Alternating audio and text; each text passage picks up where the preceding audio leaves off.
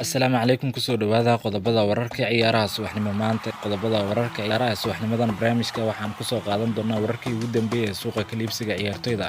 Khalid Koulibaly xaqiijiyay ku biirista kooxda Chelsea daaficii hore ee kooxda Napoli Khalid Koulibaly ayaa u muuqda mid xaqiijiyay ku biirista kooxda Chelsea kadib markii uu macsalaamiyay taageerayaasha kooxda Napoli Chelsea ayaa ku dhow saxiixa xidigan Khalid Koulibaly iyadoo la filayo in maalmaha soo socda ku dhawaaqdo saxiixa xidiga reer Senegal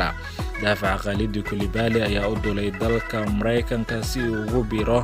tababarka kooxdiisa Chelsea kadib markii uu ku baasay tijaabada caafimaadka Khalid Koulibaly ayaa u sheegay macsalaamiyay taageerayaasha kooxda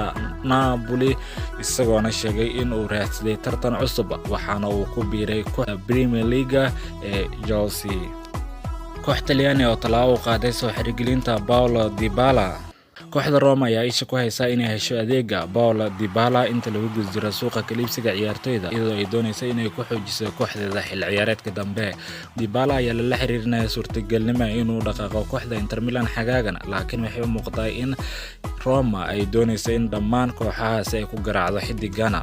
sida laga soo xigtay wargeyska Talyaaniga ee Tutto Mercato Roma ayaa dalab rasmi u dirtay wakiilka xidigan si ay uga hadasho suurtagalnimo inuu wareego kooxdeeda Roma ayaa haatan u soo bandhigtay laacibkaas heshiis gaaray 4 sano sanadkii mushaar ahaan u qaadan doona 6 milyan oo euro warka waxa intaas ku daraya in laacibkan haatan uu qiimeynayo xaaladda maalinta Talaadadana uu go'aan ka gaari doono dalabka kooxda Roma Arsenal oo heshiis cusub ka saxiixaysa Bukayo Saka kooxda Arsenal ayaa lagu soo waramayaa in ay dardargelinayso wadahadalo heshiisa kordhina xidiga Bukayo Saka si ay u hubiso mustaqbalkiisa xidiga 20 sano jirka ayaa ahaa xidiga ugu fiican ee xil ciyaareedkii hore waxaana uu soo bandhigay qaab ciyaareed cajiib ah Saka ayaa dhaliyay 11 gool 7 kaleetana caawin ka noqday 38 kulan oo uu ciyaaray Arsenal isagoo qaab ciyaareed fiican ku soo jiitay kooxaha Manchester City iyo kooxda Liverpool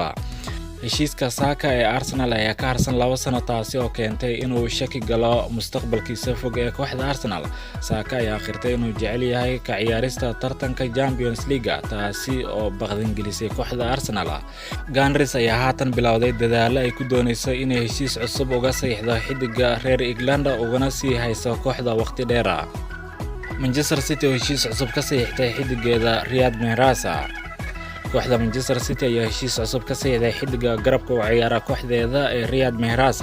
xidiga 31 sano jirka ayaa qalinka ku dugay heshiis cusub oo 2 sano oo ku joogi doona kooxda Manchester City ilaa dhamaadka xil ciyaareedka 2025 xidiga Riyad Mahrez ayaa kamid ah xidigaha lafdhabarka u ah kooxda Pep Guardiola tan ilaa markii uu kaga soo biiray kooxda Leicester City sanadkii 2018